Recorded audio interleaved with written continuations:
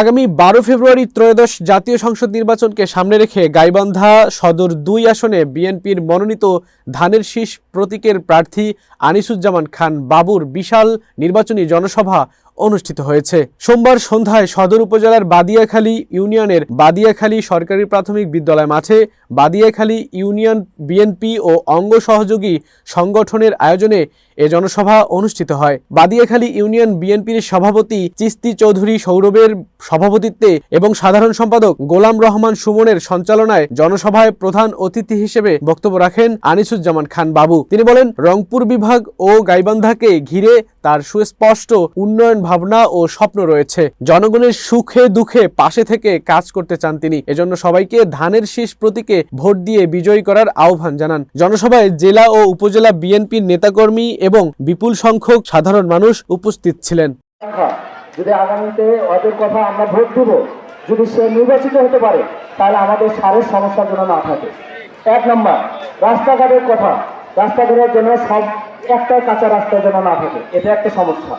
তাই আমি আশা করব আমার নবীনের কাছে যে সেজন্য এই আশাগুলা পূরণ করে।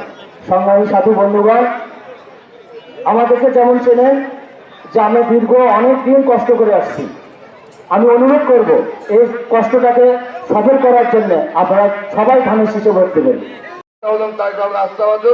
আপনাদের কাছে ভোট চাইতে আসে যোগ্য লোক ধানের শীষে ভোট দেবেন।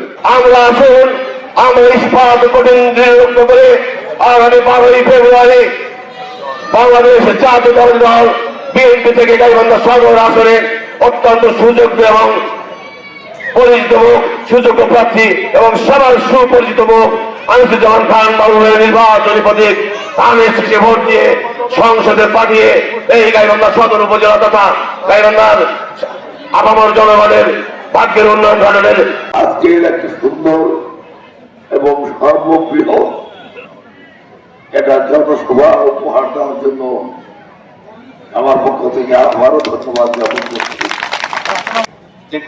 এই রংপুর বিভাগটা অনেক পিছিয়ে আছে, আমার স্বপ্ন আছে এই বিভাগটা নিয়ে কাজ করবো। আমি আপনাদের কথা বলেছে মহিলাদের জন্য আমি প্রত্যেকটা সেক্টরে আমি সুযোগ সুবিধা করে দেবো। আপনাদের স্বাবলম্বী করতে যা প্রয়োজন উনি করবেন। আপনাদের ঋণ মুক্ত করার জন্য এনজিওর সাথে পরামর্শ করে সরকার গঠন করতে পারলে এনজিওর সাথে পরামর্শ করে এই ক্ষুদ্র ঋণগুলো মওকুফ করে দিবেন। এই এলাকায় কোনোদিন এমপি হয় নাই, এমপি আপনারা বানান, আপনাদের এলাকার কাজ করব। এখানে সৌরভের কাছে সুমনের কাছে শুনলাম যে এখানে মাতৃসদনে অ্যাম্বুলেন্স নেই, অ্যাম্বুলেন্স আমি করে দেবো। এখানে ওখানে একটা কাঠের ব্রিজ দরকার, কাঠের ব্রিজটাও করে দেবো। তাছাড়াও রাস্তাঘাট একটাও কাঁচা রাখবো না। সারের যে সংকট একটা বড় প্রজেক্ট এখানে করার প্রস্তাব আমি রাখবো। যদি করা যায় তাহলে উপর দিয়ে যানবাহন চলবে, ইলেকট্রিসিটি উৎপাদন হবে এবং এখানে সার কারখানা করতে পারলে তাহলে সার সহজে আমার সাশ্রয়ী মূল্যে পেতে পারি। আর হিন্দু ভাই বোনদের প্রতি আন্তরিক ভাবে বলছি, আপনারা সবাই ভোট দিতে যাবেন। মুসলমান ভাই বোনেরা আপনারা তাদেরকে হাতে করে নিয়ে যাবেন, বলবেন চলে একসাথে ভোট দিই, ঠিক আছে? আমাদের নেতা কর্মীরাও সাথে করে নিয়ে যাবে। যদি আপনারা ভোট দেন বিজয়ের বিষয়ে আবার আসবো, আপনাদের এখানে আসবো, দোয়া করবেন, সবাই ভালো থাকবেন, আমাদের দোয়া করবেন এবং ভালো কাজ দিয়েছে। ধন্যবাদ সবাইকে।